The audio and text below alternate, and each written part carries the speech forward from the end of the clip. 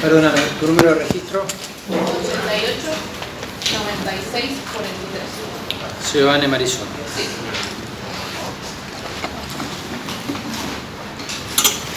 Bueno.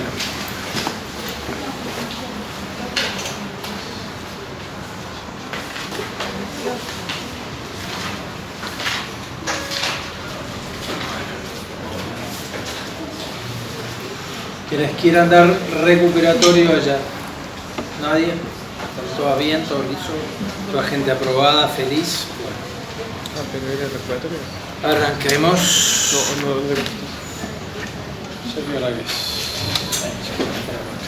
Bueno, ¿cómo le fue con sociedades anónimas?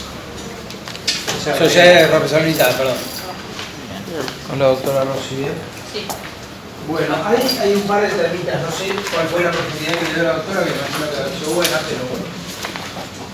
Sociedad de responsabilidad limitada, como refiere muchísimo en cuanto a su regulación posible, a lo que se determine obviamente en el estatuto y en alguna medida lo que el espejo se puede obtener desde la sociedad anónima. Es muy importante ver justamente ciertas diferencias entre la sociedad anónima y la sociedad de responsabilidad limitada y ver, obviamente, en el día de hoy empezar a ver lo que es sociedad anónima.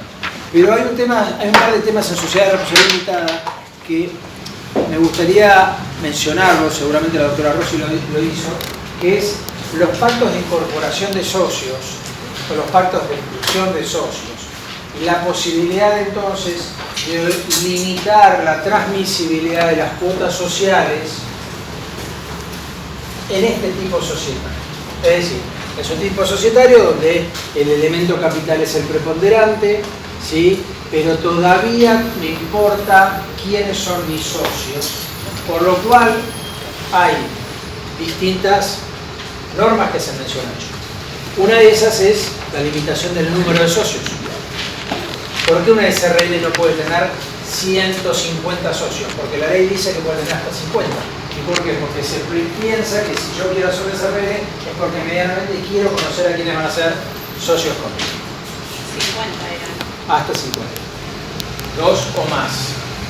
¿Sí? Nunca voy a tener uno en la SRL.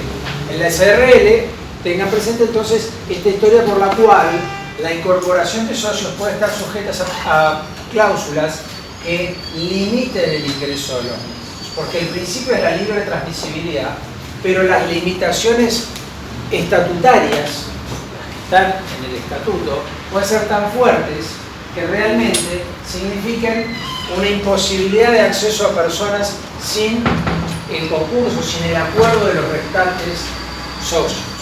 ¿Recuerdan eso? ¿Sí o no? Nada, digo, ¿puedo yo establecer una cláusula en el estatuto por el cual, para que se incorpore ella como socia y que entonces, por ejemplo, algún otro socio le venda sus participaciones, sus cuotas sociales, nos tengan que pedir autorización a los restantes socios? Bien. Por medio de asamblea, ¿no? No, por medio de lo que fuere. Es decir, porque básicamente las cuotas partes son libremente transmisibles, pero la transmisibilidad de las cuotas deberá contar, por ejemplo, si dijera así el estatuto, que no lo dice siempre, lo puede decir si lo escribimos. Si no lo escribimos, no lo dice. Deberá contarse con la unanimidad de los restantes cuotas partes. ¿Se entiende esto que estoy diciendo? ¿Qué pasa en la transmisión respecto de herederos? Eso pónganle un ojo. Yo me imagino entonces que lo vieron suficientemente bien con la doctora Rossi, pero es un tema muy importante porque justamente entramos en tipos societarios donde el principio es la libre transmisibilidad y si nada se dice, yo transfiero mi participación en esa sociedad libremente, salvo que hubiera restricciones en el estatuto de esta naturaleza. Lo mismo la cláusula de incorporación de herederos. ¿Se entiende lo que estoy planteando? ¿Por qué es un tema importante? Porque esto me permite cerrar la SRL. En términos prácticos, chicos. principios que es libremente transmisible. Sí, fantástico, pero si te enchufo una cláusula que te limita la transmisión de derechos, si te establezco una cláusula de exclusión en determinados momentos, si te establezco una cláusula por la cual se necesita la unanimidad para la transmisión, y vamos a hacer siempre los mismos socios. ¿Y por qué sería eso importante? Porque no quiero que se me metan otras personas. Y ahora pregunto, ¿por qué en determinada estructura me puede ser útil que no se metan como socios, como contrapartistas terceros ajenos a los que yo conozco? ¿Por qué podría ser útil? ¿Qué les parece?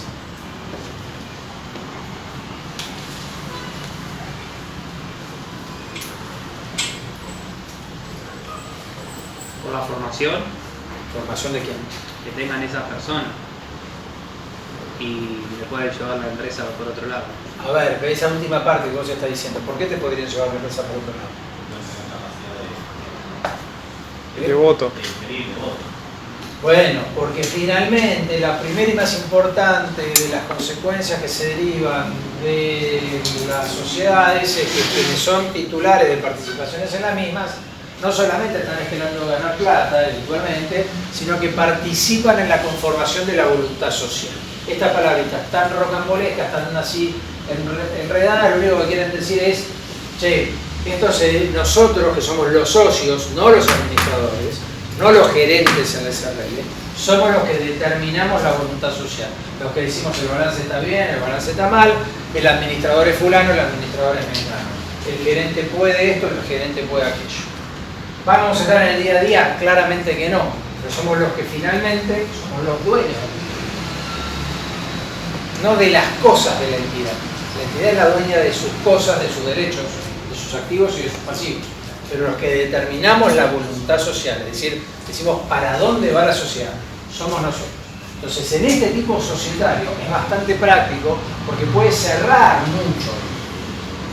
Además, la ley le establece ciertas flexibilidades. ¿Cómo se llama el órgano de administración en la SRL? ¿Representación legal? Ah, no, a ver, por ahí dijeron una palabrita. La gerencia. La gerencia. Bueno, después lo estudiarán, ya que lo vieron pero no se lo acuerdan, si es plural, si es uninominal, si tiene funciones asignadas o no. No confundan la gerencia de la SRL con lo que vamos a ver en la gerencia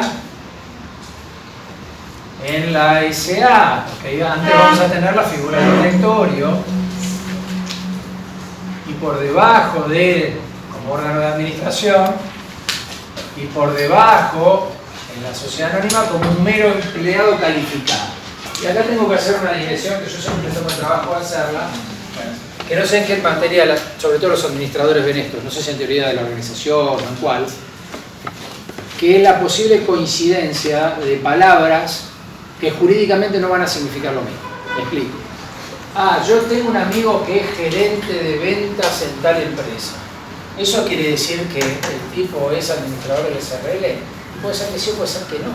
¿Por qué? Porque la denominación gerente, desde el punto de vista de la teoría de la organización, no necesariamente tiene una calificación legal.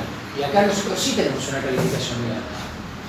Yo puedo tener directores de departamento, que no son directores del directorio de la sociedad anónima, de acuerdo a la teoría de la organización, que es simplemente, desde un punto de vista funcional, qué nombre le pongo a personas que desarrollan una determinada tarea. ¿Me siguen? Entonces, ojo, no se confundan, porque ustedes dicen, no, porque el director de la empresa tal, este es el director de departamento. Arriba de ese director de departamento hay un jefe de área, arriba de esa jefatura de área hay una gerencia, arriba de esa gerencia hay un directorio, en los términos de la Ley General de Sociedades. Pero las palabritas pueden llevarnos a confusión. Y cuando hablamos de gerente en la SRL, legalmente hablamos de tipo que puede tomar decisiones dentro del órgano de administración. ¿Se entiende lo que estoy diciendo? ¿Seguro? Vuelvo a la utilización a veces sinonímica de palabras que nos puede llevar a confusión. Desde el punto de vista legal, estas dos cosas son distintas. ¿Sí? Son distintos. Este es un empleado calificado, este es el órgano de representación de la administración. ¿sí? El gerente es administrador y representante, que en el caso del directorio de las sociedades anónimas, la representación recae sobre el presidente del directorio. Ahora después lo vamos a ver. Gran diferencia con otras cosas. Voy a seguir un poquito, 2 minutos más con la SRL. ¿La SRL tiene un capital mínimo? No. ¿Tiene un capital máximo? Tiene trampa. No tiene trampa.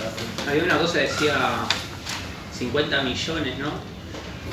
No es que dice 5, no es que tenés un límite de 50 millones, sino que vos a partir de los 50 millones de pesos o en cualquiera de los supuestos del artículo 299 en los que permite que estés establecido como un SRL, te obliga a determinadas cosas.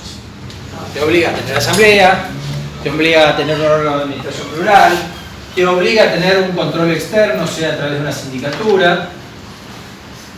Un órgano de fiscalización. Exacto, fiscalización o control. Consejo de vigilancia. Puede ser sindicatura, pero básicamente el Consejo de Vigilancia está conformado por socios. Lo que la ley te obliga es a la sindicatura. Pero bueno, A la cantidad de 50.000 millones, ¿no? 50 millones. Es bastante bajo, dicho sea de paso. Y podría ser un SRL que explote concesión o licencia de servicios públicos. Y también, aunque no llegue a los 50 millones, tiene que respetar estas reglas que les estoy diciendo. O puede darse alguna otra circunstancia, como ser controlante de otras, en las que también tiene que tener esa característica. Como ya vamos a llegar al 299 subvariantes. Pero lo que la ley dice, mirá, cuando la sociedad toma un determinado volumen, sea en capital o de complejidad en la organización por el objeto, por lo que desarrollo, no puedo tener voluntariamente un órgano de fiscalización y control. Tengo que tener un órgano que es necesario. ¿Sí? Y la administración va a tener que tener unas determinadas complejidades. Y el órgano de gobierno, en ese caso, no basta la consulta epistolar, que ustedes deben haber visto, o otras formas de consulta en SRL, sino que tienen que darse por la asamblea. Se entiende entonces que el SRL es muy laxa, porque la ley me dice, mirá, en principio, si no estás en el 299, poné lo que quieras. Puede ser consulta epistolar, puede ser a través de cualquier medio que garantice su autenticidad, puede ser a través de reunión de socios, puede ser a través de asamblea como se establece para las sociedades anónimas. ¿Sí bien? ¿Seguro? Es bastante laxo. Yo podría tener una SRL en la cual no establecemos cómo nos reunimos. ¿Cuánto dura la vigencia en SRL sin limitación derivada del 299? El tiempo de mi gerencia de SRL. Puede ser limitado o ilimitado. Pero, en este caso va a tener limitación. Cuando Porque se le van a aplicar las posiciones de la sociedad anónima. Vamos a la aplicación acá, que está funcionando de sociedad anónima. ¿Está? Pero en principio, la SRL designa y remueve a sus administradores cuando se le ocurre. No tienen muchos un plazo de validez o de vigencia en su mandato, que sí lo van a tener en las sociedades anónimas. Si la SRL es muy laxa en esas cosas, la restricción de acceso o de ingreso de capital por parte de terceros es algo por lo cual ustedes se van a encontrar con que grandes empresas, no grandes, petroleras por ejemplo, han preferido establecerse como SRL. Y uno dice, bueno, pero la verdad que no era el sentido ideal de la ley hace mucho tiempo, porque la SRL estaba un poco más diseñada a negocios supuestamente más chicos. ¿Pero por qué? Porque yo puedo cerrar muy fácilmente el capital, y si yo no necesito inyecciones de capital, porque tengo capital propio, porque me autofinancio, lo que fuere, no me importa. Digo, hay sociedades que son, todavía no vimos, ¿no? Sociedades constituidas en extranjeros, sucursales, nada de eso. Bueno, hay sociedades en la Argentina que son, digamos, cuyo capital responde sustancialmente a sociedades constituidas en el extranjero, que prefieren organizarse como SRL. Después lo vamos a ver cuando veamos 118 o 124 de la ley, ser sociedades constituidas en el extranjero. Digo, por eso van a ver, por ejemplo, ejemplos como Chevron es una SRL, ¿no? Es una tremenda petrolera internacional. ¿Cómo puede ser SRL? Suena más algo chiquito. No, obviamente está dentro del 299, tiene capital de sobra, pero de esa manera evita cualquier intromisión dentro de su propio capital, que es un poco más difícil en las sociedades anónimas. ¿Me siguen hasta acá? ¿Preguntas de SRL? Yo tengo una consulta, profe. Vale. Si querés deshacerte, vender tu cuota aparte y tenés una cláusula que tus socios tienen que aprobar, ¿qué haces si ellos no aprueban y vos querés? Y no lo puedo decir sin decir una grosería.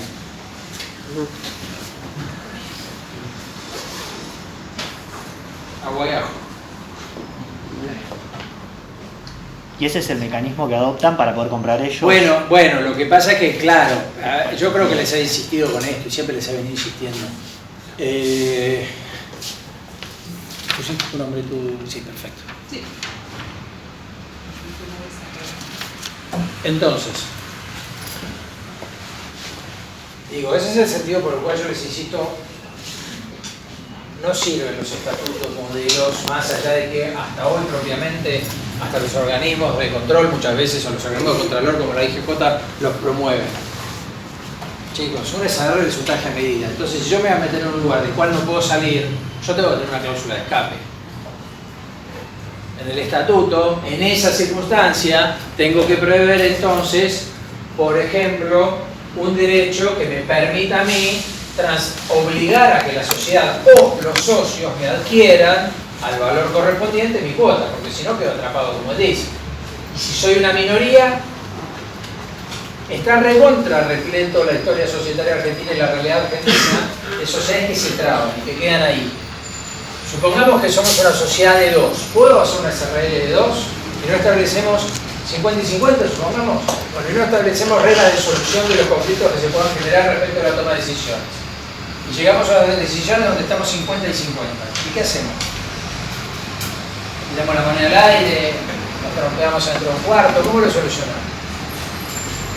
El lugar donde uno debería encontrar reglas de solución para que justamente no quedamos trabados o atrapados, como es tu ejemplo, dentro de una sociedad, es el estatuto.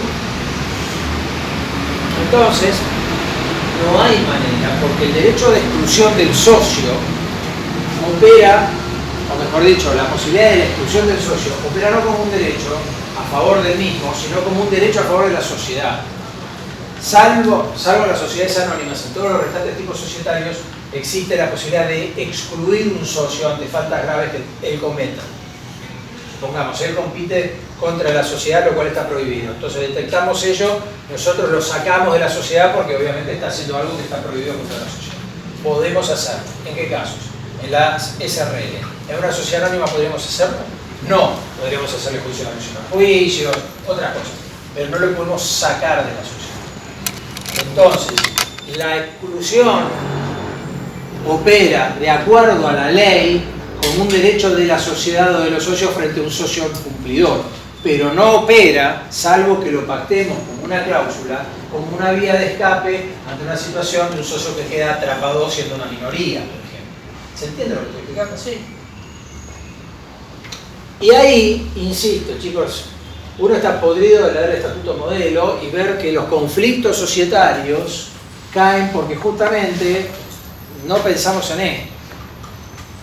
Porque está muy bien que yo quiera trabar que vos no me traigas a nadie, pero está muy mal en algún concepto, en el ejemplo tuyo, que no te dejes salir, porque te quedas atrapado dependiendo de lo que nosotros, que de repente somos la mayoría, te decimos, sí, ahora hay una moneda, ahora no hay nada, aguantátela, ¿me explico?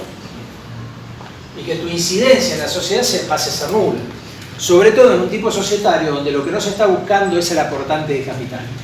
Y esta es una de las principales distinciones con la sociedad anónima. Sí, la sociedad anónima tiene capital mínimo. ¿Sí? Sí, la sociedad anónima tiene la conformación de lo que se llaman aportes que me dan derecho a la calidad de accionista, de ser titular de acciones. Eso representa el capital. Sí, la sociedad anónima tiene la posibilidad de cierta sofisticación en la representación del patrimonio. hago una última mención del SRL y arranco con sociedad. Tengan presente que cualquier alteración del capital, de la composición del capital, es decir, de los socios, en una SRL, ¿dónde debe reflejarse? ¿Dónde aparece? ¿El estatuto? Perfecto, el estatuto. Y entonces, ¿qué tengo que hacer? Para que sea oponible a terceros, por ejemplo. Y ahí no tiene que haber una votación entre los socios. Inscribirse en el registro. Inscribirse, no, porque si es libremente transmisible no necesita votación, pero la sociedad va a tener que enterarse de la transmisión de las cuotas parte y las cuotas parte se van a tener que inscribir en su transmisión de fulano a mengano en la Inspección General de Justicia. Entonces, si yo quisiera saber cómo está conformado un SRL, ¿a dónde tengo que ir? Al IGJ. Igual es estatuto o instrumento privado, dijo la profe, ¿no? En cuanto, sí, pero eso va a tener que después tomar realidad registral, porque si no tomar registral, la transferencia es inoponible a terceros y a la propia sociedad, inclusive. Es decir, yo le transmito a él mis cuotas parte por instrumento privado. Él con eso pasa a ser socio de la sociedad, de la SRLX. No, porque se lo tenemos que comunicar a la sociedad. Y además de la sociedad, ¿a quién se lo tenemos que hacer saber? A todo el mundo, porque yo sigo estando, disculpen la expresión, enganchado. ¿Garantía del artículo 150 se les explicó bien a la doctora? Me imagino que sí. Creo que no. Sí, creo que sí, pero tal vez no se lo dijo así. Capaz con el artículo no. No, mencionamos el Se va a llamar por 53. ¿Cuál es la responsabilidad de los socios por las obligaciones sociales en la sociedad responsable limitada? Típica pregunta de ¿cómo responden los socios por las obligaciones sociales en la sociedad responsable limitada? Que además es una diferencia con los SA.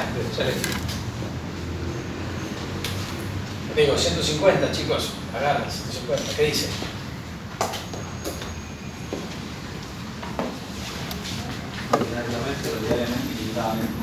¿Cómo? Ah, pero y no es limitada, dice RL, suena limitada. ¿Cómo era?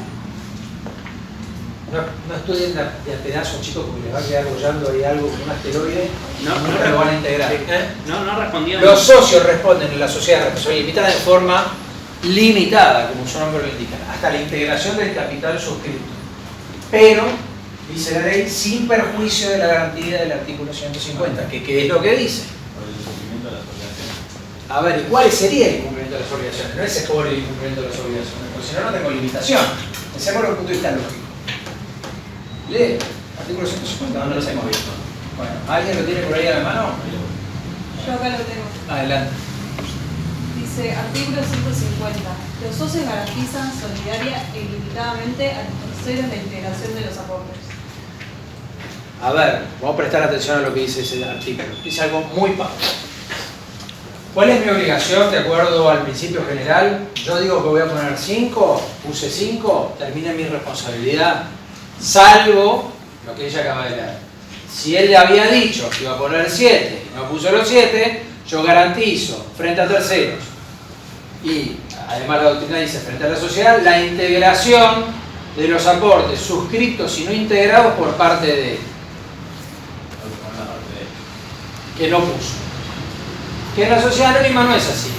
Yo limito mi responsabilidad a la integración y suscripción del capital suscrito por mí. A la integración del capital suscrito por mí. Es decir, si yo a la sociedad anónima le dije que iba a poner 10, puse 10, no me importa si ella no puso nada. El problema de la sociedad, no es mi problema. Yo ya terminé. ¿Se ve la diferencia? Nuevamente se ve que ahí yo tengo en miras tener a él y no a ella de socio en esa red. Porque la ley le hace responsable de velar porque él cumpla. ¿Se entiende? Ahí no entra el plazo de integración y suscripción. Bueno, sí. Se dijo que iba a poner 7 y... Por supuesto. Era Si no claro. bueno, pero eso hace la mora o la no mora por parte de él. ¿Cuándo me es exigible a mí, como cuotapartista, que integré y suscribí completamente mi capital, la integración del capital suscrito y integrado de él? Y obviamente va a ser a partir de la mora. Si él no está en mora, nadie me lo puede pedir a mí. Porque mi responsabilidad es una responsabilidad refleja. En la medida que él no haya integrado, me van a venir a mí a reclamar. Antes no se va a poder hacer. ¿Entiendes lo que estoy explicando? Es un tema de absoluta lógica. ¿Concepto de integración y suscripción queda claro? Sí.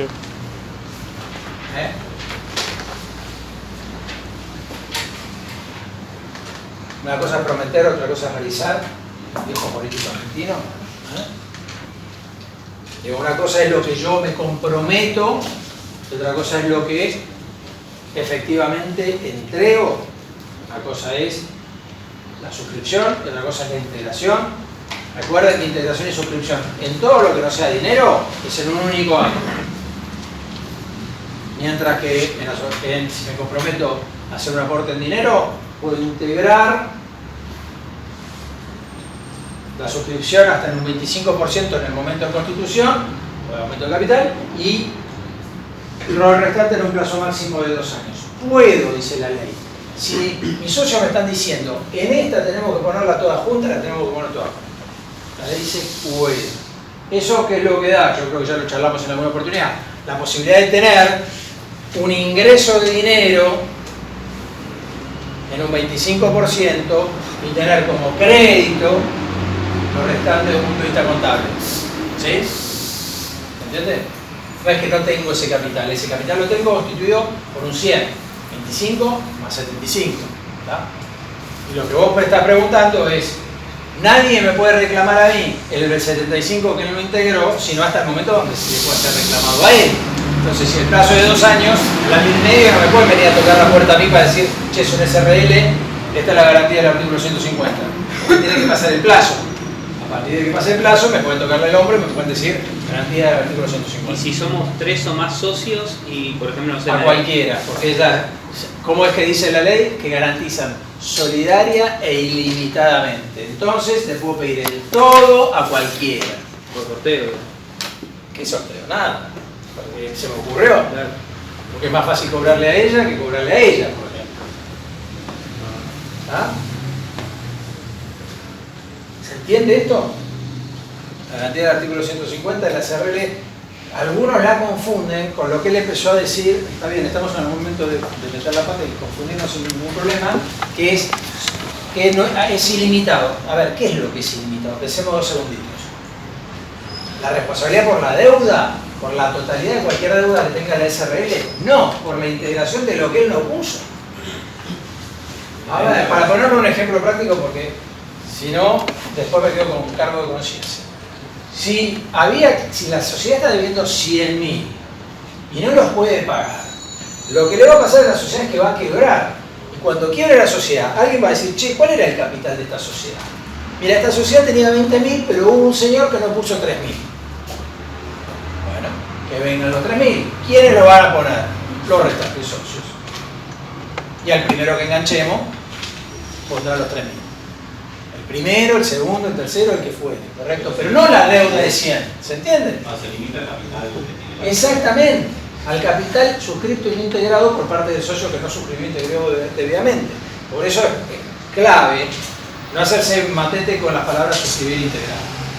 Porque cuando vos ves eso bien claro, a partir de eso es una tontería, porque obviamente la sociedad se llama de responsabilidad limitada, no ilimitada. Y la ilimitación de la responsabilidad en este tipo de sociedades, ya lo vimos, opera solamente en los casos del artículo 54, otras situaciones. No, la idea fundamental de por qué me meto en un SRL, por qué me meto en un SA como socio, es para que no me vengan a pedir la deuda a la sociedad, si la sociedad genera deuda. Con lo cual yo me quedo tranquilo con la integración de mi capital y en un SRL con la integración de capital por el resto de mis socios, de los co-socios, por así decirlo, las personas que son socias conjuntamente conmigo. ¿Se entendió? Bien. Debe estar circulando por el hiperespacio. Mis hijos me critican y se me ríen diciendo que mis parciales andan por todos lados. Digo, pero todos los años pongo un caso de esto y todos los años, en algunos de los cuatrimestres, engancho un tipo diciéndome que la responsabilidad es solidaria y limitada. No, por la totalidad de la deuda del SRL. Y me agarro la cabeza. Ya no es por cómo yo lo explico si bien o mal, sino digo, que sea por darse cuenta que el ejemplo es el mismo, que el caso es el mismo, que la idea es distinguir la responsabilidad del socio de la sociedad. Sustancialmente en estos tipos societarios que son los que ustedes se van a encontrar, que todos nos encontramos todos los días en Argentina. Bien, ¿algo más de SRL? Sí. Sí. Una pregunta. Dale. ¿También es el estatuto al contrato constitutivo? Sí, el contrato constitutivo, a veces algunos dicen contrato social, estatuto, hay distintas maneras.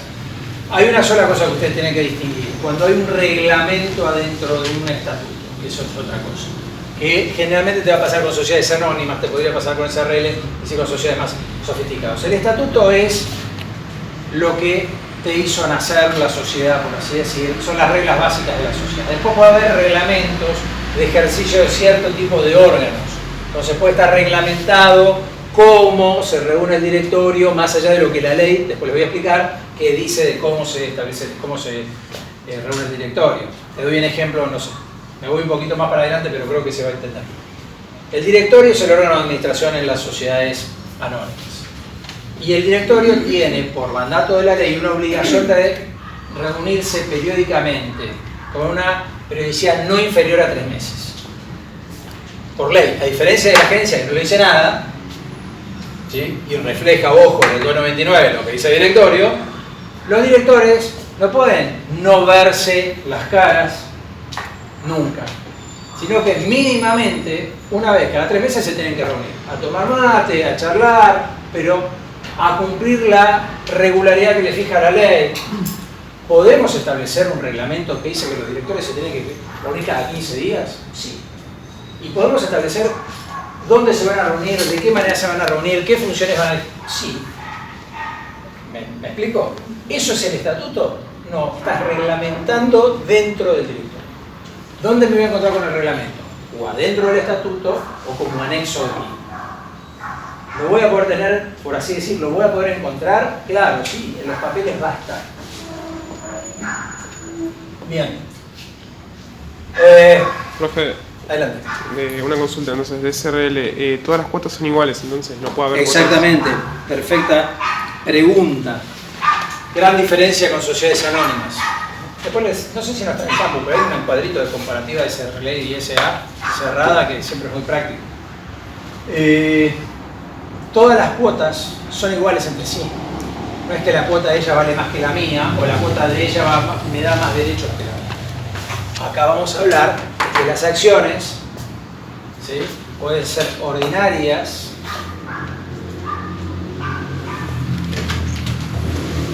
o pueden ser privilegiadas o preferidas. ¿Qué es esto? Vamos a arrancar de así. En las sociedades anónimas, Perdón, ¿qué pueden ser? ahora bien, en las sociedades anónimas el capital se representa en acciones. Las acciones, a diferencia de lo que pasa con las cuotas parte, pueden, no siempre deben, sino que pueden representar o más de un voto por acción, o pueden conferir beneficios patrimoniales en forma diferente entre sí. Ahora después les voy a explicar específicamente. Con lo cual es más rica la posibilidad de esto. Tiene que estar establecido en el estatuto porque si no el principio general es que todas las acciones son iguales, una acción, un voto, y las acciones se tienen que representar en un peso o sus múltiplos. Y son en principio todas iguales entre sí, salvo que entren en estas categorías que vamos a ver más adelante, de las acciones privilegiadas, y las acciones preferidas, que es clásica terminología del matete estudiante. Es decir, de cuando intento estudiar 2 horas antes del parcial y se me van a ir. Porque unas me van a conferir mayores derechos políticos y otras me pueden conferir, no se aplican, te los voy a volver a explicar 20 veces, mayores derechos económicos. Cosa que no ocurre en ningún otro tipo de sociedad. ¿En toda sociedad anónima hay acciones privilegiadas y preferidas? No, puede haber una sociedad anónima, te diría la mayoría, donde las acciones son todas iguales, ordinarias, que no confieren más que un voto por acción y no me confieren ningún beneficio patrimonial diferente, sino el que tienen todas las acciones. Esto lo voy anticipando, voy a volver sobre eso, no sé. Digo, las sociedades anónimas tienen denominación, obviamente, tienen que conferir la palabra sociedad anónima o las siglas SA en su denominación para que la responsabilidad sea entonces limitada hasta la integración de capital suscrito, como yo les estaba diciendo, porque si no los administradores son solidariamente responsables por no identificar debidamente a la sociedad como una sociedad anónima. Alguien me preguntaba, no me acuerdo si aquí o dónde, ¿qué pasa con esas sociedades que uno ve que es S, A, C, I, F y sigue un montón de siglas y cosas raras? Bueno, la ley, lo que nos pide la Ley General de Sociedades es que identifiquemos el tipo societario. Después puede haber otras normas o la propia inspección que me pida que aclare algunas cuestiones que hacen al objeto. Pero no lo dispone la Ley General de Sociedades, lo pueden disponer leyes especiales. Sociedad anónima, comercial, industrial, financiera.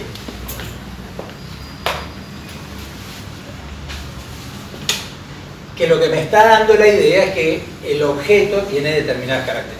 Pero el objeto va a estar, como siempre, como bien referimos antes, en el estatuto. Pero lo que la ley me exige es esto, sociedad anónima, de base. Después habrá otras normas que me puedan llegar a exigir algún otro tipo de sigla. ¿Se entiende?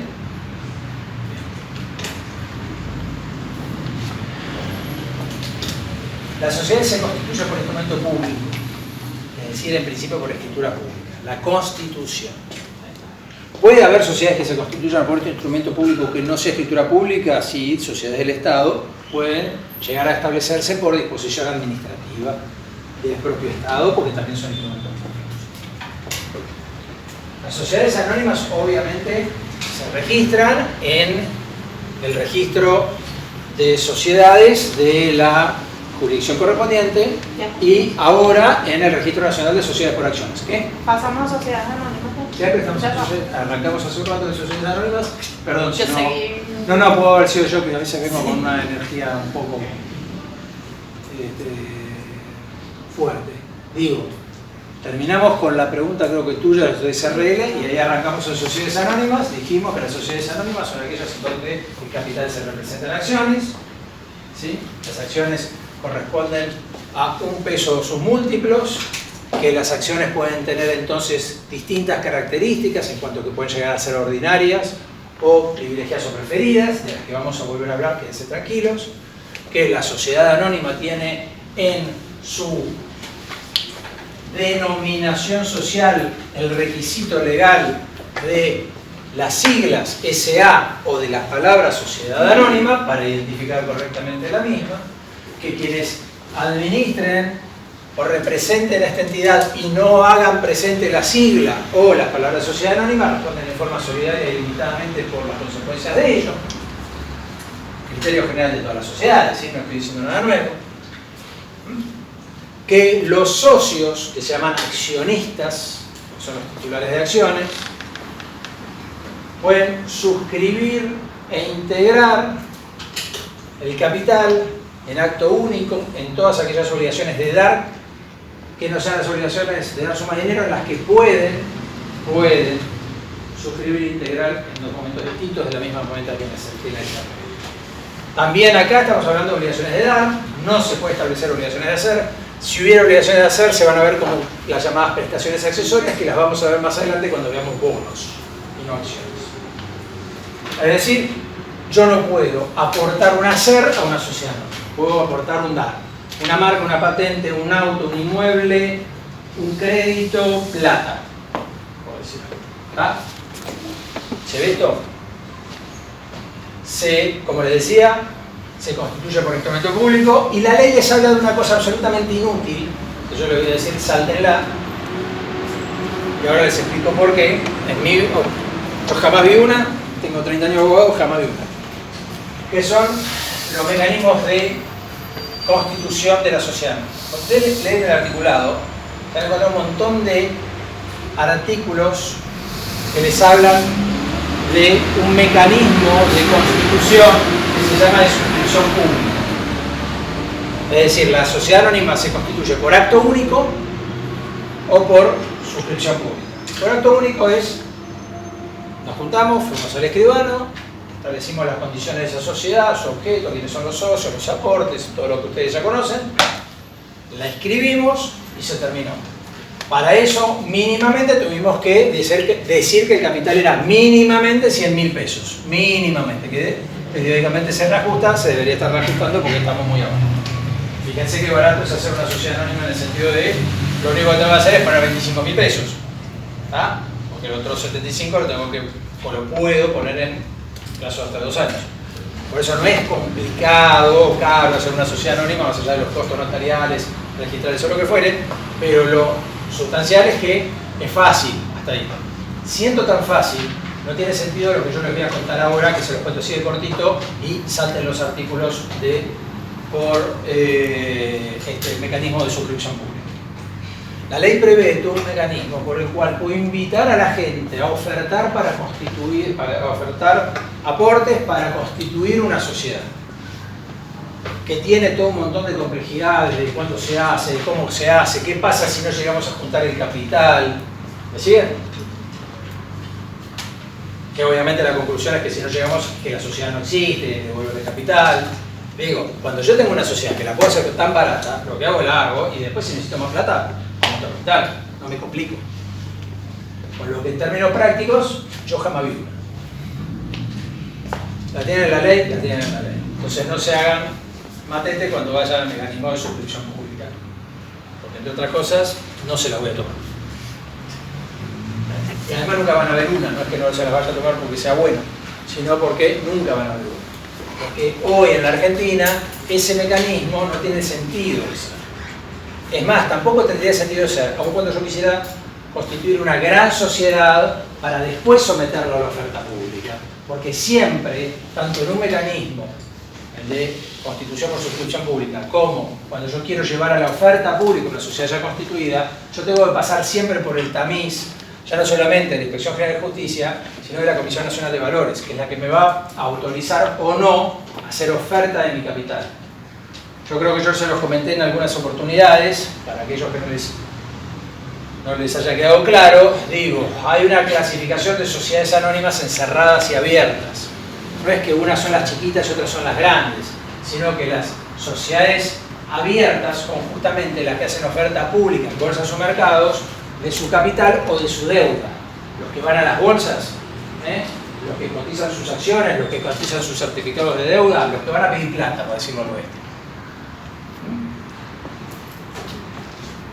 Obviamente, como yo voy a la calle a pedir plata, viene el señor Estado y me dice, no, pará, contame para qué la querés, contame cuál es la sanidad de tus activos, contame cómo estás manejando tus pasivos, porque podría ser un cuento del tío espantoso y jorobar un montón de gente. Ese es el motivo conceptual por el cual la oferta pública siempre es regulada. En la Argentina y en todo el mundo, chicos, en todo el mundo. A veces hay países donde es más sencillo el acceso a la oferta pública, tanto para que quienes participar como quienes, las empresas que quieren ofertar, como para las personas que quieren participar de eso. Hay algunos países más complicados, otros países más sencillos. Países más, si se quiere, vinculados a los mercados, otros que son más rápidos. Pero en todos hay control, en todos hay control. Es lógico. Las sociedades cerradas no es que son las chiquitas, sino las que no hacen oferta pública. Pueden ser tremendas acciones. Yo les dije, por ejemplo, que cuando hablaba de SRL, que por ejemplo había una petrolera inmensa como Chevron, que le recontra sobra capital y no tiene necesidad de ir a buscar, y eso no es SRL. Es obviamente una sociedad cerrada porque no permite el acceso al capital desde afuera, del público. Pero eso no hace al volumen de la sociedad. ¿Se entiende esto? Obviamente que las sociedades anónimas abiertas, cuando van a ir a buscar, tienen que tener un determinado volumen, porque si no, no vale la pena semejante esfuerzo. Porque yo voy a tener que cumplimentar por el artículo 299, con tener un directorio plural, con tener una sindicatura plural, con tener asambleas con determinados requisitos en el que no solamente va a participar el control estatal no permanente, sino el denominado control estatal permanente. Es decir, yo tengo una complejidad que no se justifica en sociedades relativamente pequeñas o cuyo trámite no necesite de semejante oxígeno financiero. ¿Siguen? Yo tal vez en esto estoy mal por cómo les encargo la explicación. piensa en 2 segundos. Siempre estamos pensando en empresas, siempre estamos pensando en a ver cómo podemos hacer que la empresa gane plata y después obviamente le dé plata a sus socios. Uno de los elementos centrales de cualquier empresa es el capital. Y el capital, muchachos, o metemos la mano nosotros y lo aportamos cada uno de nosotros como socios, o lo vamos a buscar que alguien nos lo preste. Si se lo va a pedir un banco o alguien, es carísimo. Entonces, los mecanismos de oferta pública tienden supuestamente a bajar el costo del oxígeno financiero que se tiene, que necesitamos para nuestra actividad, del capital. ¿Está? ¿Se entiende eso? Bien. Ya está distinguido. Entonces, sociedades anónimas cerradas y abiertas. El régimen general es común a ambas características, que no están tipificadas en la ley. No es que ustedes van a leer la ley, se van a encontrar sociedad abierta, sociedad cerrada. Pero sí se van a encontrar con un montón de normas que le dicen esto sí se aplica a la sociedad cerrada, esto no se aplica a la sociedad abierta. Pero el régimen legal es común. ¿Está? Bueno, representamos en acciones el capital con los aportes, y dijimos aportes, obligaciones de dar, y en el caso de dar obligaciones de dar suma de dinero, 25% y hasta un saldo del 75%, en un plazo no mayor de 2 años. Hasta ahí todo bien, todo fácil. Pero al momento justamente de la constitución societaria nosotros vamos a tener que decidir qué tipo de capital conformamos. Porque como les dije anteriormente, en las sociedades anónimas, el capital es un poco más sofisticado.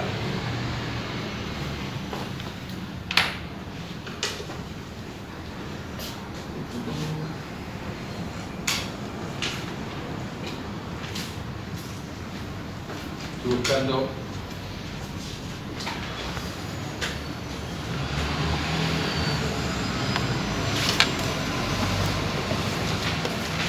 a partir del 168, pues la verdad nunca tuve ni siquiera memorizando los títulos, la Constitución por suscripción pública, hasta el 185 no sucedió. No está, no fue. Lo digo para que ustedes tengan que estudiar.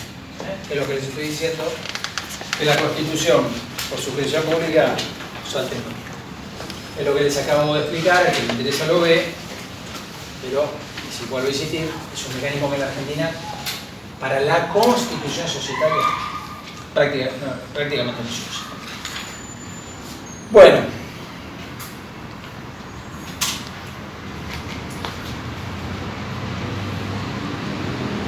la ley establece algo muy interesante a partir del capítulo del capital.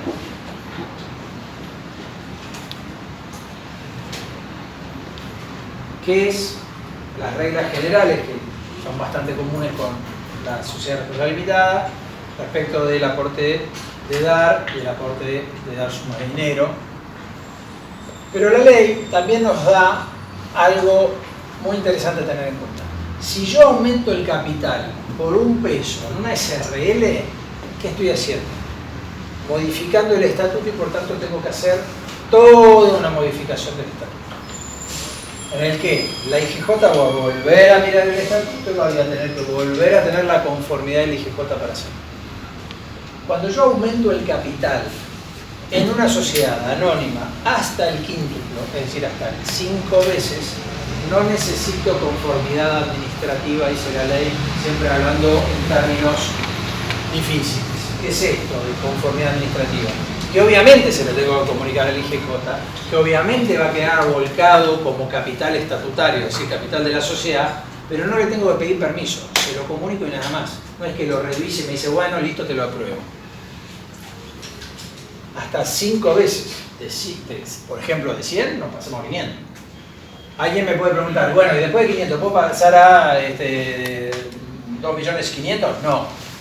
Ahí lo que tengo es un aumento de capital, ya no establecido por el órgano de gobierno más sencillo, que es lo que se llama la asamblea ordinaria, sino que necesito una resolución de otro órgano, mejor dicho, el mismo órgano, pero con unas mayorías distintas, que es la asamblea extraordinaria, que me va a permitir aumentar por encima del quíntuplo, y eso sí necesita conformidad administrativa, es decir, revisión por parte del IGJ.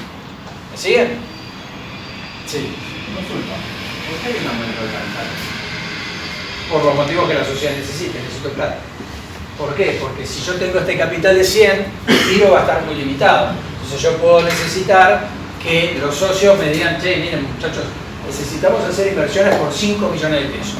Con 100 lucas no llegamos a ningún lado. Pedirlas prestadas es carísimo y nadie nos las va a dar. ¿Por qué? Porque se va a dar vuelta el banco y me va a decir, ¿qué tenés? Tengo 100 lucas. ¿Representadas en qué? Y mirá, en alguna mercadería, qué sé yo. Bueno, tomátelas. Agarrá, tomate el café y andate. Me va a decir, no te voy a dar bolilla. Hablando mal y pronto. Perdón que hablen esos términos, pero me gusta poner un término más sano, más llanos. Es decir, digo, el banco nos regala la plata. Entonces me va a decir, tráeme balance. Y el balance va a decir 100, de capital nominal inicial. El balance me va a traer los resultados del ejercicio. ¿Qué pasó para que estas 100 lucas se transformen en 200 millones de pesos? Y algo raro. No hay manera que yo pueda multiplicar esto y transformarlo en 200 millones de pesos de patrimonio neto, por ejemplo, o de activo. Y de activo además corriente en alguna medida para que el banco me diga voy a tener de dónde cobrarme. ¿Se entiende? Yo lo estoy hablando de cierta lógica contable como para que tal vez sea un poco más llano. Sí. Profe, ¿cómo se diferencia el capital de la empresa con el capital bursátil? Porque de pronto si vos lanzas acciones y ese efecto de escala se puede llegar a dar, si tus acciones aumentan mucho, vos no podés en tal punto controlar cuánto posible. ¿Cuánto querés Vamos hacer? a otro tema, pero sí, no hay ningún problema. A ver, sí lo puedes hacer, porque justamente cuando vos vas a las bolsas y vos decís vengo a proponer que compren acciones de mi empresa, que es una de las variantes, la otra es tomar deuda, esta es compren acciones de mi empresa, eso se hace en función de una decisión de la empresa que establece hasta cuánto capital querés poner. ¿Cuántas acciones? ¿Cuántas acciones representativas de cuánto? Y por tanto, ¿con cuánto? Porque ¿con cuánto te vas a hacer? Porque bueno, en ese caso vas a tener dos posibilidades, que las acciones se salgan con prima, en algunos casos bajo la par, solamente en situación bursátil, o a la par. Esto significa, la acción vale un peso, esta acción vale un peso, pero la vas a poder comprar a 0,80 y con prima la vas a poder comprar a 1,20. Entonces, desde el punto de vista de lo que a vos te genera, te lo genera en caja, no te lo genera en capital. Porque la representación de cada una de estas siempre va a ser 1. Y vos ya sabés que vas a sacar 3, o 1, o 2 a la bolsa. Vos estás aumentando el capital por vía de oferta pública. Además también creo que el precio de la acción se determina en base Después a se procosila, pero eso después es otro cantar, ya es la timba bursátil hablando mal y pronto. Pero para mí, desde el punto de vista de mi capital, a mí la Comisión Nacional de Valores me dijo, mirá, ok, sacá una suscripción de acciones, por así decir, por la par, por X% o X% de tu capital, no te voy a autorizar más. Vos vas a proponer, te van a autorizar y lo vas a sacar. Que no quiere decir que llegues a este X%, tal vez llegas a menos, porque la gente no la quiera. Y además eso tiene, perdón que nos vamos 2 minutos, pero para mí está interesante, del tema. Esto tiene mucha relación con esto. Porque yo no voy a perder lo que se llama paquete de control simplemente porque estoy buscando plata. No le voy a regalar a ustedes mi sociedad, les voy a pedir plata, que es distinto. Y le voy a decir, cómprenme acciones, pero ¿saben qué? Las decisiones las tomo yo. ¿Sobre la base de qué? Que ustedes van a tener preferencias patrimoniales y puede, dependiendo, puede, no debe, pero puede limitarse, ¿saben qué? La posibilidad de votar. Entonces no deciden ustedes, decido yo. Y eso que está en el estatuto. Obviamente, y en la suscripción por el tipo de acciones que salgan a la oferta. Claro, si un fondo de inversión y te compra el 80%, igual no eso, puede... bueno, hay algunas que pueden ser preferidas, algunas que pueden tomar calidad de acciones ordinarias, y bueno, ahí tenés todo el tema justamente de la compras hostiles que pueda haber de paquete accionario. Es decir, de alguien que esté buscando paquete de control. Acciones que sí me permitan adquirir el control societario. ¿Qué digo? Consulta, ¿yo puedo cuadriplicar, digamos, el capital cuando quiero? O... La sociedad. Claro, pero digamos, sin avisar a la... Sí, no, vos tomaste la decisión, porque vos qué decís. Tengo 100 lucas, vamos de nuevo a algo más sencillo. Tengo 100 lucas de capital, listo. Ahora necesito cuadruplicarlo porque necesitamos cuadruplicarlo. Le digo a los socios en la asamblea, che, ¿están de acuerdo? Sí, la mayoría de los socios está de acuerdo, entonces se dice que hay que suscribir más capital. Ahí vamos a ver que los socios pueden o no hacerlo. Esto es interesante, no me quiero ir mucho de tiempo porque... Pero una vez que cuadriplique, ¿puedo volver a hacerlo sin pedir permiso? ¿Sería? No, pará. Vos una vez que tomaste esa decisión y que los socios te dijeron que sí, y que los socios metieron la manito y pusieron la plata, que eso es otro tema después que vamos a ver, vos le comunicás a la sociedad, a la IGJ. Claro.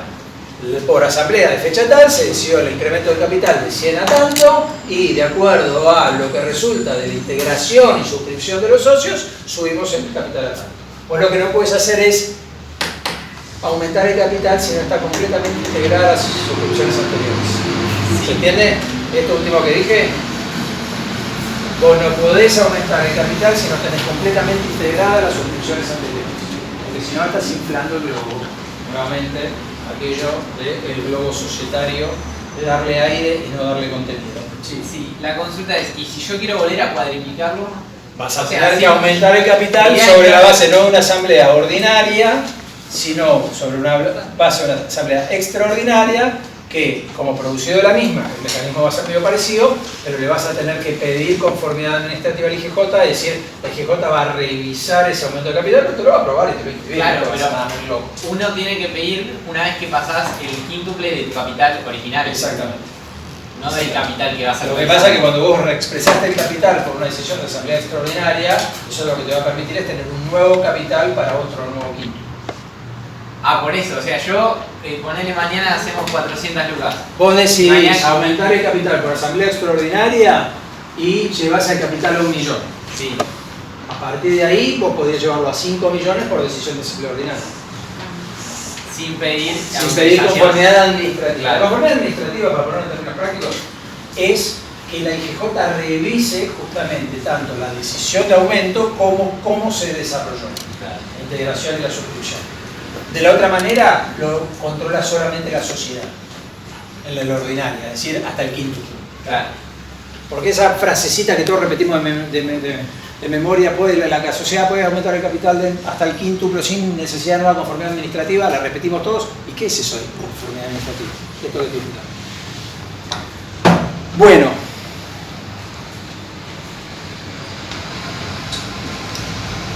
Me estoy volviendo a algo importante. Digo, estamos hablando de sociedades cerradas. En las sociedades que hacen oferta pública de sus acciones, pueden hacer justamente, por decisión de asamblea ordinaria, aumentos superiores al quíntuple. Lo que pasa es que ahí van a tener otro control de naturaleza administrativo, que es el control de la Comisión Nacional de Valores. Es decir, que yo no voy a poder llegar a ese aumento que se va a hacer a través de la oferta pública si no tengo una oferta de suscripción aprobada por ese organismo regulador en concreto. ¿Se entiende? Bueno. Eso es en abierto, ¿no? ¿Cómo? En la sociedad. En las abiertas, sí. En la sociedad que hace una oferta pública. Ahora bien, ahora yo les tengo que hablar de algo muy interesante que es la denominada derecho de preferencia.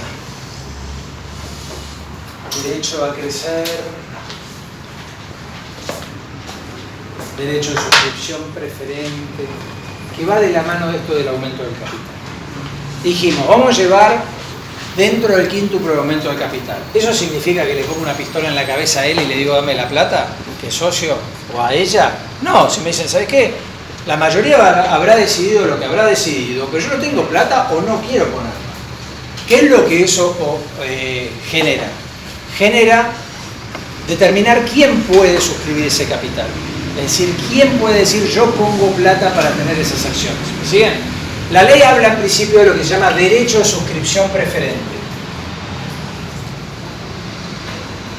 que lo van a ver en algunos lugares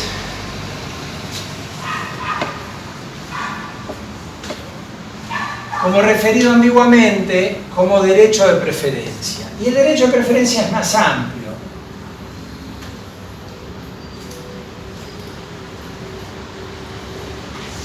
Arranco con el derecho de suscripción preferente. El derecho de suscripción preferente significa que cuando yo aumento capital en una sociedad cerrada, prefiero que sean los socios, por eso preferente, que suscriban esta nueva emisión de acciones a terceros, a ajenos.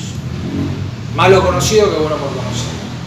Entonces, le doy un tiempo para que puedan suscribir las acciones que se están emitiendo. Porque supongamos, el socio A, el socio B, el socio C, el socio D, supongamos, tienen cada uno el 25% de las acciones. Vamos a duplicar el capital. Si duplicamos el capital, ¿qué pasaría si A decide no suscribir y la totalidad del resto sí lo hace? Este capital va a representar, no sé, supónganse 50 votos o 50 pesos, y esto va a ser 100 pesos, porque estamos duplicando el capital, ¿de 100? Bueno, si este dice yo me quedo donde me quedo, vas a tener la mitad. Si el resto suscribe e integra su capital y acrece. ¿Qué es acrecer? Aumenta su participación. Con lo cual, primera cuestión, chicos, cualquier aumento de capital puede diluir o licuar mi participación. No es ilegal la licuación. Ahora, si yo voy a hacer algún tipo de macanita para jorobar a alguien y licuarle artificialmente la participación, ojo que ahí hay mucha tela para cortar. Pero si llamamos aumento de capital y el socio A me dice, che, no tengo un mango, y el resto suscribe y acrece, no tiene por qué quejarse. ¿Se entiende? Y el efecto directo va a ser la dilución. Aún si no acrecieran el efecto directo de la dilución. Porque el derecho a suscripción preferente hará que, por ejemplo, B diga que sí lo hace y se queda con el 25, 25 y 25. Y bueno, y el 12,5 restante, ¿qué pasa? Ellos tres tienen, en proporción a sus tenencias, derecho de aumentar su participación, que se llama derecho a crecer. ¿Se entiende? Es bastante pavo, puede ser un poco confuso, pero el mecanismo es de una lógica cartesiana, es casi matemática. Y ahí esos tres lo pueden sacar al... ¿Qué podría pasar? No, él queda con el 12,5, nadie lo saca, lo queda más chiquito, digamos, queda con menos acciones. A ver, supónganse, vamos a ponerlo como un ejemplo concreto. Vamos a hacerlo bien, vamos a hacer 100 y vamos a hacer 200. Entonces acá teníamos 100 acciones. Supongamos que una acción es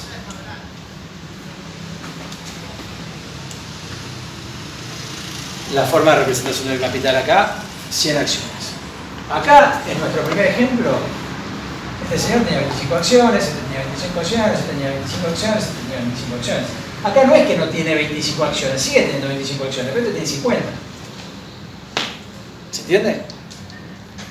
Y lo mismo es. La pregunta es, con este 12,5, es decir, con las 25 de este, ¿cómo se distribuyen? Bueno, en este ejemplo, bien de abogado, es difícil porque tengo que dividir 25 en tercios, pero a lo que voy es que ellos tienen derecho a aumentar en proporción a sus tenencias. Si no fueran iguales, si este, supongamos, tuviera el 20 y este tuviera el 30, por tanto este tuviera el 30 acá y tuviera 20 acá, este no podría llevar a esto, podría llegar a 40 y este podría llegar a 60, ¿correcto? ¿Se entiende esto? Esto se llama derecho de suscripción preferente, donde la ley me dice, sociedad cerrada, prefiero que seas vos el que aporte capital a cualquier otra cosa. Y si vos no lo aportás, que sean tus socios, los restantes accionistas, los que tengan la posibilidad de acrecer su participación. Para eso establece todo un sistema en el cual la sociedad que dice, tomo la decisión de aumentar el capital, digo en qué tiempo y de qué forma me tienen que traer la plata. Si en ese tiempo no me traen la plata, se dispara entonces otro tiempo para el ejercicio del derecho de acrecer. Si terminado ese plazo llego a la idea de que no se aumentó completamente el capital, tengo que restringirlo hasta donde se haya aumentado. Porque ¿qué es lo que puede pasar? Suscripción preferente, suscripción preferente, suscripción preferente, no hizo uso, el resto dice, nosotros no queremos acrecer.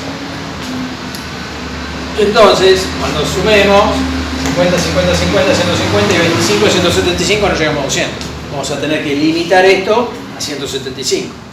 ¿Se entiende la operación matemática? Esto es una pavada. ¿Se ve?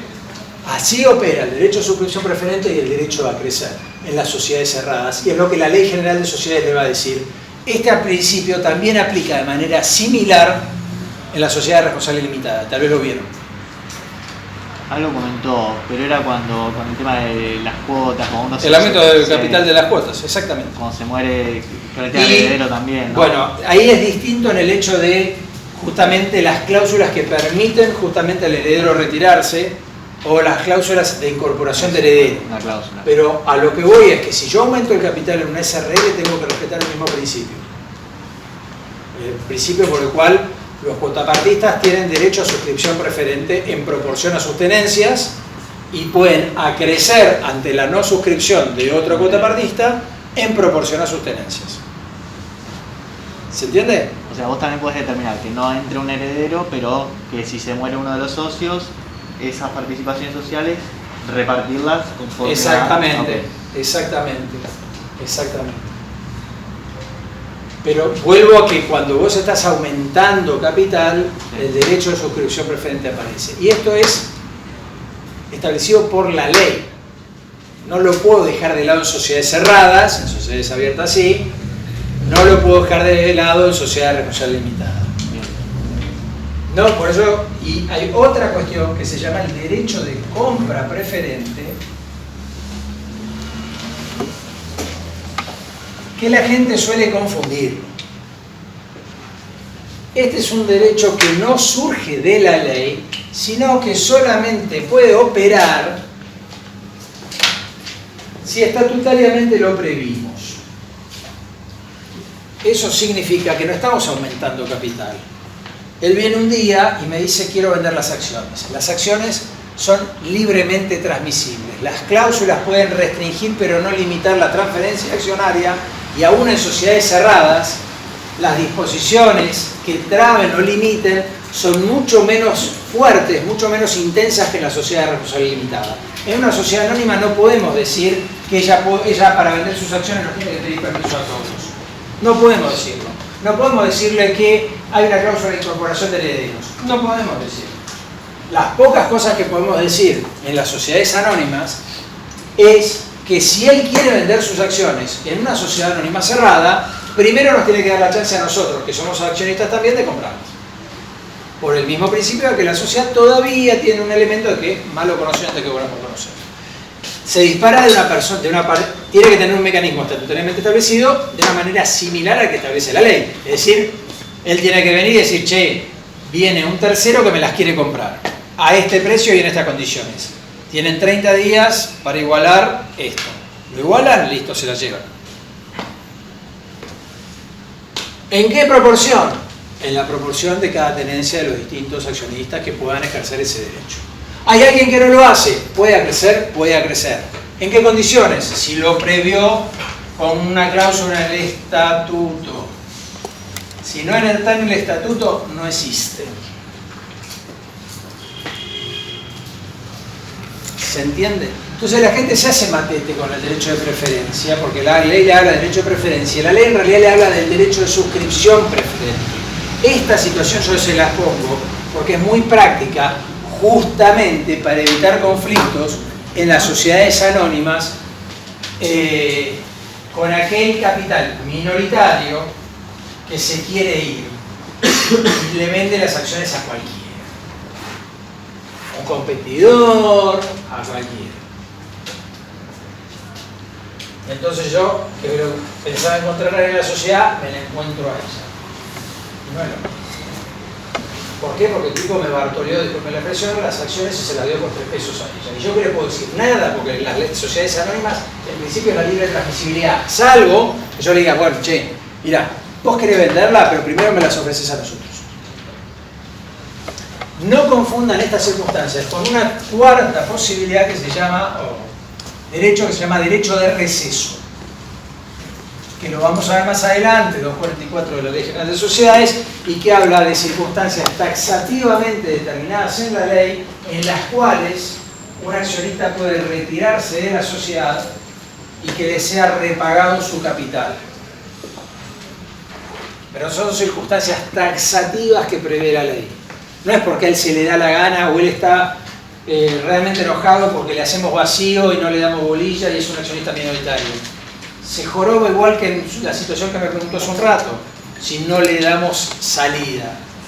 La única salida que se le puede abrir en ese caso es que hagamos un cambio fundamental del objeto, que mudemos la sociedad al extranjero, que establezcamos la emisión de deuda a través de debentures, es decir, circunstancias excepcionales que después la vamos a ver en el 244, por el cual él puede decir, che, están cambiando las reglas del juego. Si me cambian las reglas del juego, se dispara el derecho de receso. En el derecho de receso me tienen que comprar, o la sociedad me tiene que absorber mis acciones a ¿qué valor? ¿A qué valor? Pregunto. Uy, estos son los grandes temas de los derechos societarios. ¿Valor nominal? Pobre, lo reventaron. Recuerden una cosa, 100.000 pesos de hace no sé cuánto tiempo pueden ser hoy en el patrimonio neto, nada, una expresión matemática. Que le vamos a dar 25.000 pesos de algo que vale 2,5 millones, lo estamos... Y ahí no se compara con el patrimonio. ¿Perdón? Bueno, pero él está marcando cómo lo calculás. Suponete que tiene el 15% de las acciones. Ese 15% de las acciones, según lo que él dice, en una sociedad que se constituyó con 100.000 pesos, son 15.000 pesos. Y de repente la sociedad vale otra plata, ¿correcto? Pero se puede calcular a partir del valor nominal del porcentaje que tiene. Sí, claro, pero estamos siempre hablando de 15.000 pesos. La verdad que yo con vos no quisiera hacer negocio. Sobre el patrimonio, ¿no? Bravo, ¿eh? Sobre el patrimonio. ¿Cómo es eso? ¿Qué es el valor libro? De la ganancia no se saca la parte. Bueno, el valor de mercado es un concepto muy interesante, porque yo puedo tener un valor de mercado, por ejemplo, en bolsas y mercados, pero ¿cuánto cuesta o cuánto vale una acción de una sociedad cerrada? Una sociedad que no cotiza en los mercados. ¿En qué mercado la vamos a evaluar? Yo puedo establecer en las cláusulas específicas estatutarias un determinado mecanismo de evaluación de la acción. Pero si nada digo, lo que la ley establece, y es un concepto contable muy habitual para ustedes, lo que se llama valor libro. Por eso me llama la atención que ustedes no lo conozcan, por lo menos los contadores, los licenciados están exceptuados. ¿Qué es el valor libro?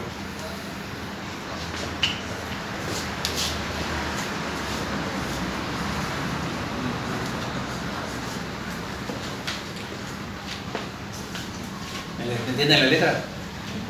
¿Qué quise poner? Creo que es el patrimonio y dio todas las acciones y no sé. Número total de acciones. Entonces vos sabés en el patrimonio, por lo menos tenés, que tal vez sea también un precio injusto, porque tal vez nuestro patrimonio neto, que puede llegar a ser muy superior a 100.000, lo lógico es que sea muy superior a 100.000, de todas maneras no represente lo que valen esas acciones. Es el punto que ella trae, que es uno de los temas más interesantes de las ciencias económicas en relación a las sociedades, por lo menos para mí. Que como mongo calculamos el valor de las acciones y por tanto cuánto vale una sociedad. Porque finalmente si la sociedad se representa en su capital en acciones, cuando determinamos cuánto valen las acciones, sabemos cuánto vale la sociedad. Por eso es la evaluación de empresa, los flujos de fondos proyectados. ¿Qué es eso de fondo? Yo nunca supe cómo se escribe esto, pero creo que es así, ¿no? Los métodos de evaluación de empresas, es toda una especialización, chicos, es algo en el cual además los abogados nos mojamos porque somos burros para los números. Entonces ahí van a estar ustedes pudiendo meterse. ¿Cuánto vale una empresa? Y la empresa puede tener distintas variables que hacen necesaria que ustedes conozcan de estas cosas que yo les cuento y de cómo justamente calculo el valor de la misma.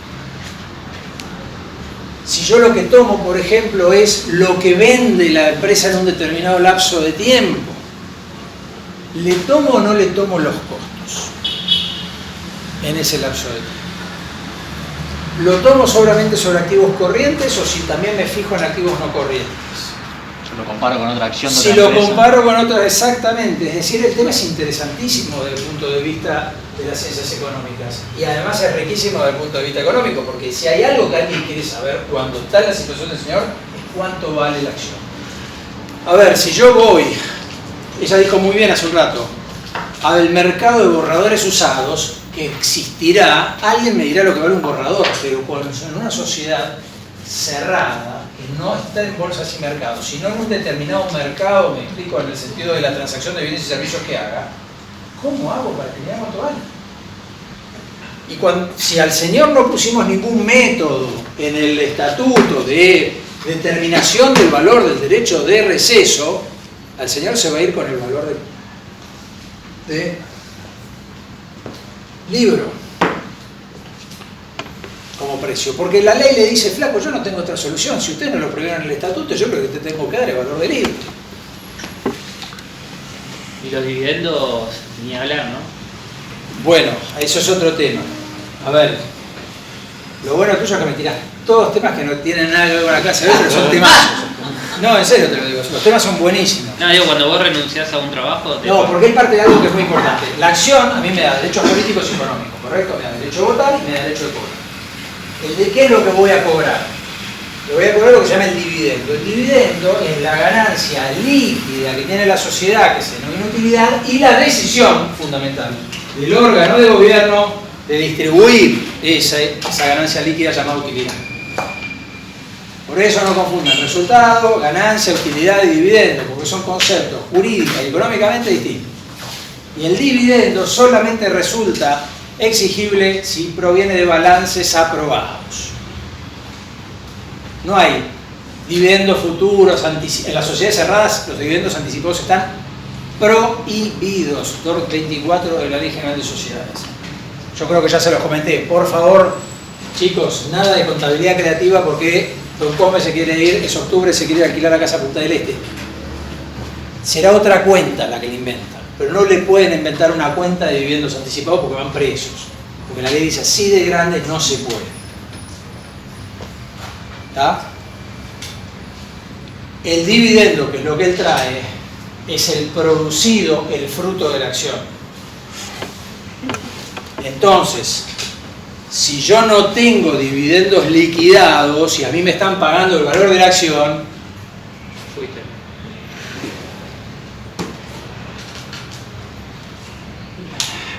pregunta para mezclarles temas.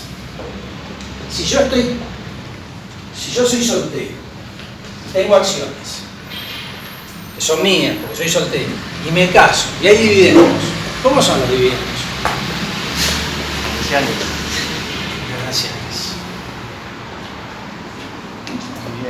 Igual habías dado En la medida, obviamente, que no separamos patrimonio con mi mujer.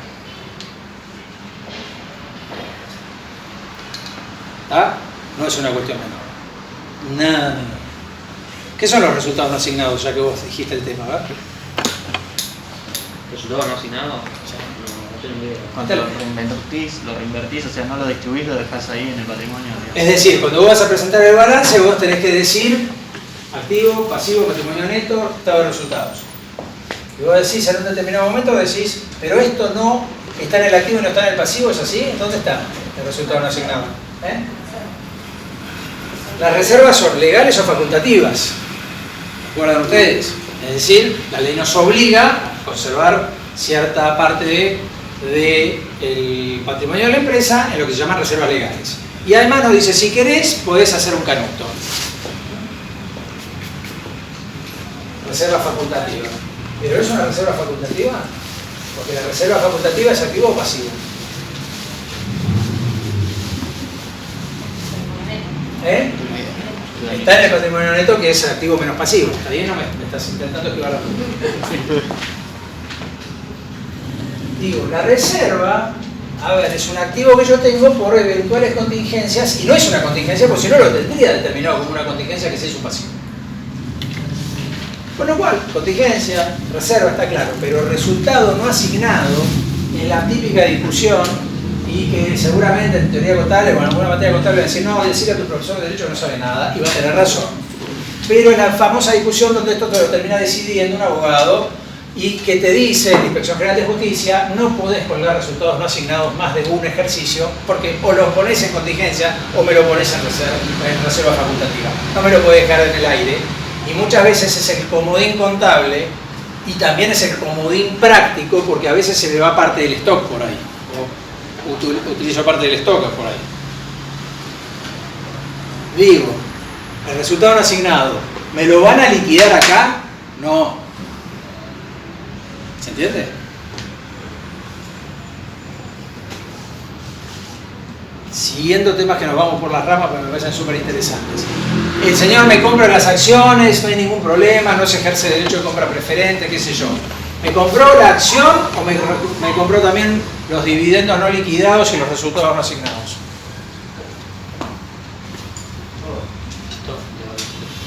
Los dividendos a futuro, y sí, porque pasa a ser su derecho. Dividendos no liquidados, no dije dividendos futuros. Dividendos liquidados es, la asamblea dijo, hay dividendos, pero todavía no me los pagaron. No, yo pienso que no. Es un crédito a cobrar. Bueno, entonces cuando me compren las acciones, mejor que diga toda otra percepción, es decir, que no lo deje simplemente la acción, porque si no nos vamos a poner a discutir, como estamos discutiendo vos y yo, si el dividendo se pagó o no se pagó, si es futuro o si no es percibido, devengado o no percibido. Bueno, como ven, acá aparece la cuestión interesante del derecho societario, si me permiten, en la sociedad. Acá aparece lo más movido de todo lo que hemos visto hasta ahora y lo que nos va a mover en las clases sucesivas. Sigamos 2 minutitos con el tema de la representación del capital.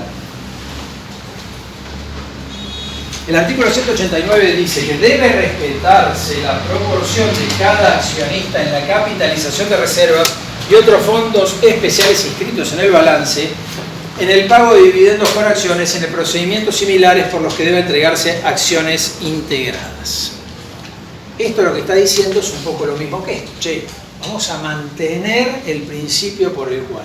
¿Qué es esto de aumento de capital por capitalización de reservas? Porque hasta ahora dijimos, vamos a meter la mano en el bolsillo, vamos a darle plata a la sociedad. Acá, ¿qué es lo que estamos haciendo? La sociedad está, ¿cómo dijiste?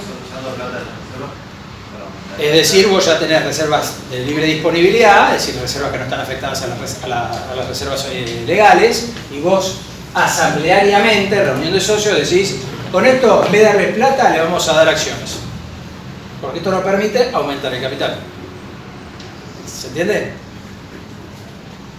No es capital que se aumentó porque los socios pusieron dinero de su bolsillo, sino porque la propia sociedad tuvo resultados que permiten capitalizar eso. Puede haber una capitalización de resultados, puede haber una capitalización de reservas.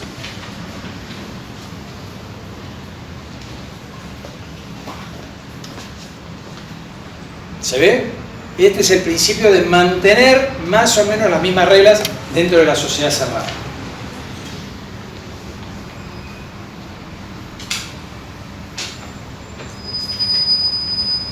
Bien. Volvamos 2 minutitos a qué significa ser accionista.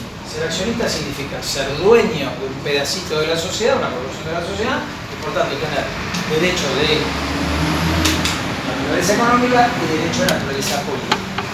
Con la posibilidad entonces de percibir dividendos, tengo entonces la posibilidad de determinar la voluntad social votando. En principio, estos derechos coexisten siempre en la idea del accionismo.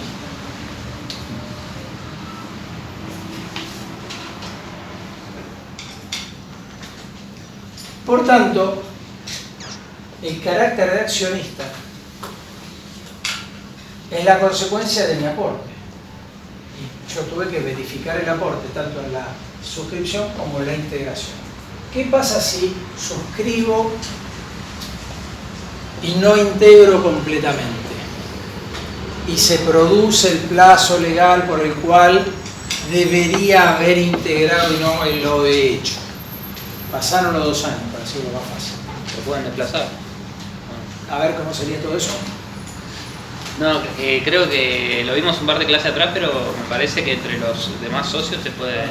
A ver, el primer concepto que tenés es la mora en la integración del capital suscrito. La mora del socio congela sus derechos.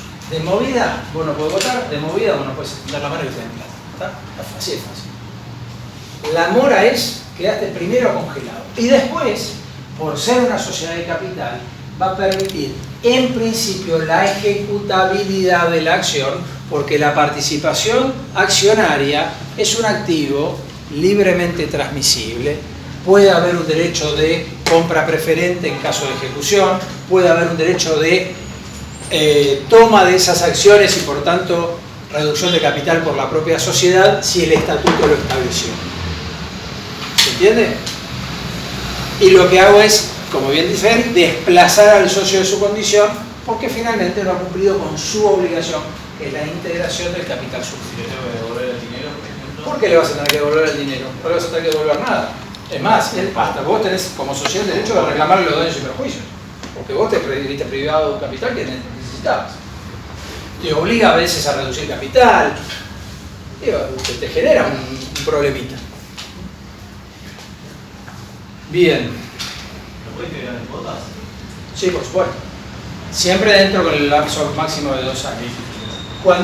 La pregunta está bien en este sentido. Cuando se decide un aumento de capital, por ejemplo, justamente la asamblea generalmente delega en el órgano de administración, generalmente, la forma y oportunidad de integración de ese capital que hay que suscribir. Entonces, no es que nos levantamos de la asamblea y aparece el presidente diciendo, muchachos, así como si estuviéramos en misa, tienen plata, no. Necesitamos establecer un mecanismo lógico, normal, de ejecución de esto de el derecho de suscripción preferente. Entonces yo les tengo que decir cuál es el plazo, yo directorio, yo administración, les tengo que decir en qué plazo, de qué forma y con verificada la obligación por parte de ustedes, la emisión de los títulos que representen esto. Porque esto es una partecita que hoy no llegamos, pero es que las acciones se representan en títulos. Que es una cuestión muy interesante que tiene la Ley General de Sociedades que no tienen justamente otra forma. Digo, mientras que en la cuota parte de la SRL lo que tengo es el estatuto que dice Gonzalo tiene tantas cuotas, acá la sociedad emite, o debería emitir, títulos representativos de mis acciones. Lo que ustedes van a haber visto o ven como planchas accionarias. Voy a ver si les cuelgo algo de esto si no hay ya en el campus. Que es una cosa muy loca por lo que les voy a explicar ahora, pero me parece que ¿cómo venimos de tiempo para esto? Me van a matar. Se los explico rapidito y se los reitero en una pausa. A ver, las acciones se representan en títulos, que pueden ser certificados globales, ¿sí? O pueden ser acciones.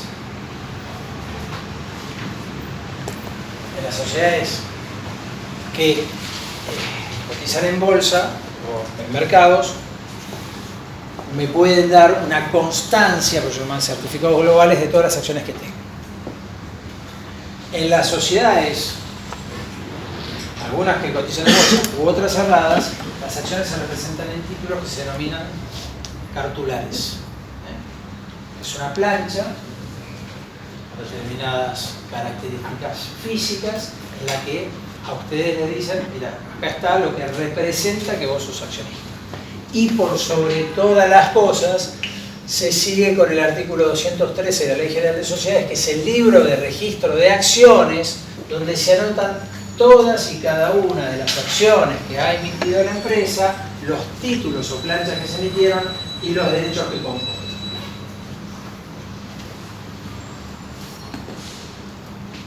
¿Hasta acá me siguen? Bueno, ahora vengo con una cosa que parece medio incomprensible, pero que les pido un poco de paciencia. Si ustedes leen el articulado de la Ley General de Sociedades, van a ver que cuando habla de acciones, les habla de acciones escriturales, es decir, una suerte de certificación también que pueda tener la acción, o de acciones representadas de la siguiente manera.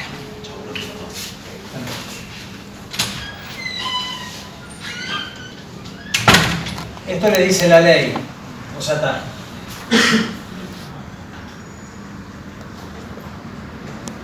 La Ley General de Sociedades.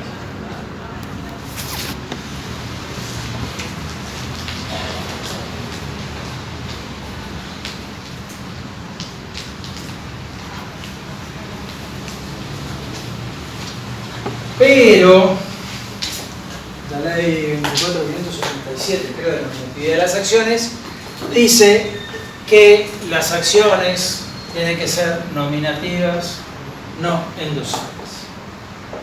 Pasó. Cuando la ley lo permitía y me daba el papelito que era esa acción, yo acreditaba mi carácter de accionista porque la acción estaba al portador, es decir, el que la tenía era el socio. El que la aporta es el socio. O me podía haber emitido una acción que estaba a mi nombre, Gonzalo Pelcarril, pero yo la daba vuelta, firmaba, se la daba a él, y a partir de eso, la acción era de él, era una acción nominativa endosable, se transmitía por vía de endoso. Dar vuelta, firmar y endosar. ¿Por qué les explico esto si no existe en la Argentina hoy? Porque existe en el resto del mundo.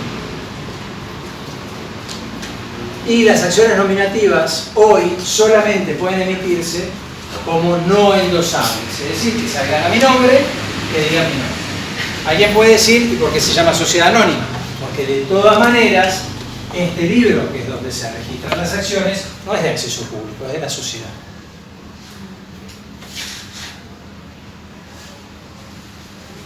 ¿Por qué se limitó a acciones nominativas no endosables? Bueno, por una vieja disposición del año 95, porque era más fácil para cobrar impuestos, sobre todo al patrimonio. ¿Por qué? Porque si yo tengo acciones al portador y viene el impuesto al patrimonio se liquida una vez al año, ¿sí? Y se habla de las tenencias que uno tiene el 31 de diciembre del año correspondiente, ¿me siguen? Yo el 30, ¿qué hago? No tengo más. Yo no tengo. Y el 2 de febrero, el 2 de enero, ¿qué pasa? Hoy la volví a tener. Entonces, a los efectos justamente de una mejor persecución fiscal, se pensó en esto. Y además porque supuestamente las acciones al portador y las acciones nominativas endosables permiten una mayor circulación del crédito, por eso existen, han existido muchísimos años y siguen existiendo en otros países, pero también son menos traciables, ¿sí? A los efectos de, por ejemplo, cuestiones fiscales, ¿o qué otras cuestiones? Lavado de dinero. Lavado de dinero,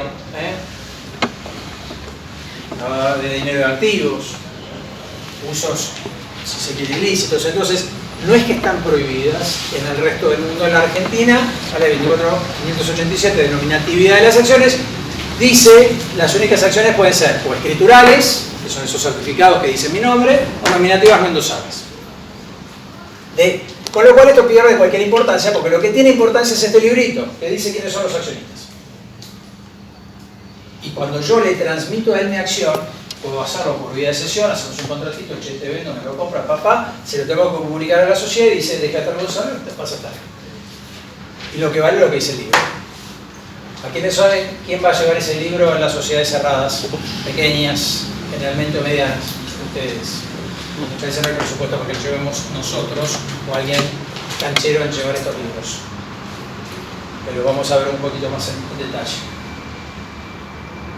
Bueno, les explico una cosita y nos vamos. Como la persona que hizo esto, derecho mucho parece que no había visto allá por la Universidad de Córdoba, no entendió que la Ley General de Sociedades habla del artículo 118 al 124 de las sociedades constituidas en el extranjero. En la gran mayoría de los países de todo el mundo occidental existen sociedades cuyas acciones pueden ser al portador, nominativas, endosables, no endosables, con lo cual basta que esta sociedad se constituya en la Argentina para que yo no pueda saber quién es el titular de eso. De hecho, lo vamos a ver con mayor detalle más adelante, hoy lo que se le requiere es lo que se llama beneficiario final del entramado societario, porque yo perfectamente, estableciendo una sociedad en la Argentina que sea extranjera, puedo ocultar quienes sean los accionistas. Puedo ocultarlo porque tengo derecho a ocultarme o porque sea ilícito. Vuelvo al viejo concepto y ahora sí terminamos. Chicos, el derecho es una herramienta o para romper cabezas o para clavar clavos. Digo, ustedes eligen para cometer delitos o como un mecanismo sí en el que de repente yo no tengo ganas que ustedes se enteren que yo estoy participando, metiendo plata en tal o cual mercado, porque me van a venir a competir. Entonces, el concepto de que las sociedades sean anónimas y que las acciones al portador y nominativas endosables colaboren con ese anonimato no es necesariamente ilícito. Todos nos hemos comprado el cuadernito de que eso es ilícito. No, es ilícito cuando lo uso para lavar plata, para narcotráfico, para jorobar a mi cónyuge, cosas más pedestres y no tan grandes como a las que está acostumbrada la UIF a detectar, como para jorobar a mis herederos, como para simplemente evadir al fisco local. Vamos a volver sobre ese punto, pero bueno, ya por lo menos trabajamos un poquito algo respecto de las acciones. Vamos a volver sobre esto.